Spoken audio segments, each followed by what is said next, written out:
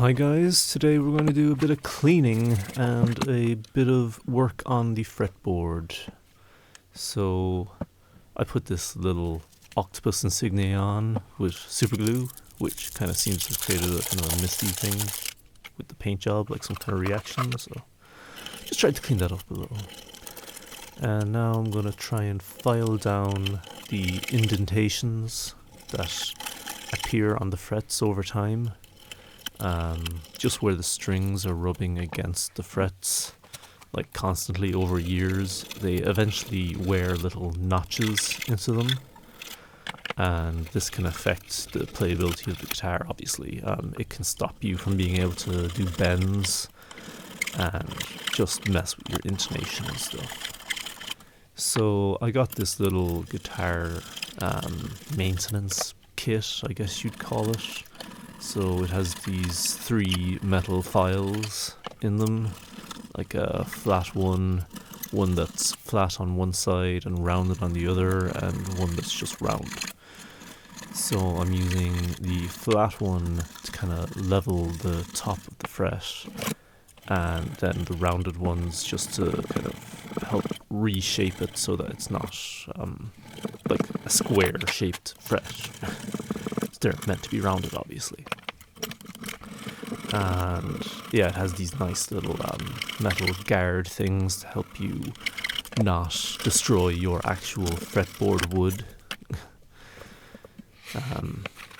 But you still have to take your time and be careful, because I actually slipped up here and put a little scratch in my fretboard, and I was just trying to sand it down with some very, very fine grit sandpaper there. Basically just polishing sandpaper. When I looked this up online, there was people like marking the frets with a Sharpie to make sure they were doing it right and all that. I didn't bother because I'm just trying to do a quick and easy job here. I'm not trying to have it 100% perfect, because it wasn't 100% perfect before and it still played fine anyway.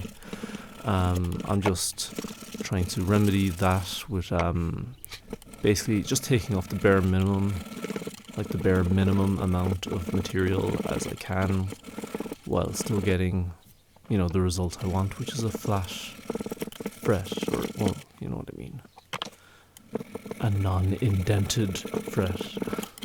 It's actually a pretty big job doing this. It takes time and patience, like everything good with guitar.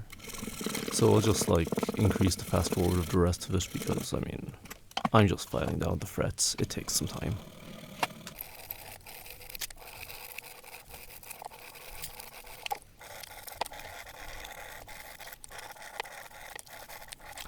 So the next step will be to try and clean up the actual fretboard, the wood, because it has a decade or 2 worth of grime and dirt on it.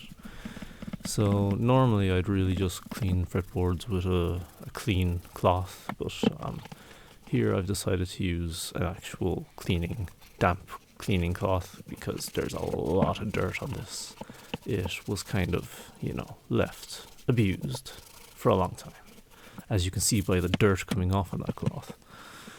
And yeah, just trying to clean up the headstock as well at the same time. Right, so I let that dry for a few seconds, and then I got a dry cloth just to try and soak up any excess moisture. Now we're putting on some lemon oil, basically overdoing it because of the treatment I've just given the fretboard and how, abandoned the fretboard had been for so long. So we're just kind of rubbing in a lot of it so that it's actually quite wet, and then kind of spreading it around with a clean, dry cloth, and then kind of soaking it up, any excess, with an extra clean, dry cloth. And yeah, it kind of turned out quite nice, quite shiny. I'm quite happy with it.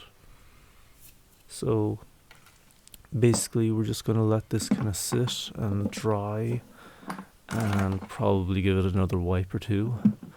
But yeah, that's pretty much the neck and fretboard and everything ready to go. So the next episode we're going to be taking a look at probably just assembling the whole guitar. I did have an accident with the body where it was left hanging to dry and managed to fall several feet onto a concrete floor, damaging the finish. So I had to refinish my refinish, and I didn't bother filming it because, I mean, I'm doing the exact same thing I did before. It was kind of a blow to the gut, but hey, look, these things happen. So the next time I make a refurbished video, that's the plan. Finish it up. So cheers for watching. Please like and subscribe and check back next time.